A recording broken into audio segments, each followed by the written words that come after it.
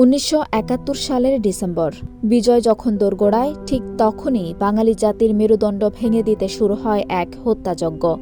পাকিস্তানি হানাদার বাহিনী ও তাদের সহযোগী আলবদর বাহিনী পরিকল্পিতভাবে বেছে বেছে তুলে নেয় দেশের শ্রেষ্ঠ সন্তানদের, শিক্ষাবিদ, সাহিত্যিক, সাংবাদিক, চিকিৎসক ও গবেষককে।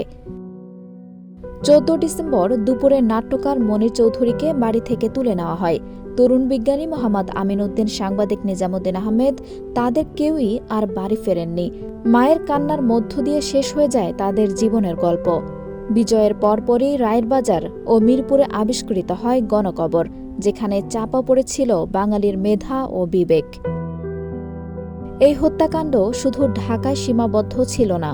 পিরোজপুর, সিলেট, রাজশাহী সহ দেশের নানা প্রান্তে ৯ মাস ধরেই চলেছে বুদ্ধিজীবী নিধন। জীবন অবাক না করলে কে করবে? ২৮% মিল্ক ফ্যাটের অবাক করার সাথে ফ্রেশ মিল্ক পাউডার। জীবন অবাক করুক প্রতিদিন। গবেষণা বলছে এর কোনো সামরিক প্রয়োজন ছিল না, ছিল স্বাধীন বাংলাদেশের ভবিষ্যৎকে মেধাশূন্য করার অমানবিক চেষ্টা। মুক্তিযুদ্ধ বিষয়ক মন্ত্রণালয়ের তালিকায় এখন পর্যন্ত ৫৬০ জন শহীদ বুদ্ধিজীবীর নাম রয়েছে, তবে প্রকৃত সংখ্যা আরও বেশি বলে মনে করেন গবেষকেরা।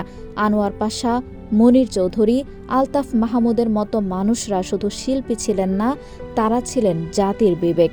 সেই বিবেককে হত্যা করেই পাকিস্তানি শাসকেরা চেয়েছিল একটি দেশকে অন্ধকারে ঠেলে দিতে। সেই ক্ষতি আজও বয়ে চলেছে বাংলাদেশ।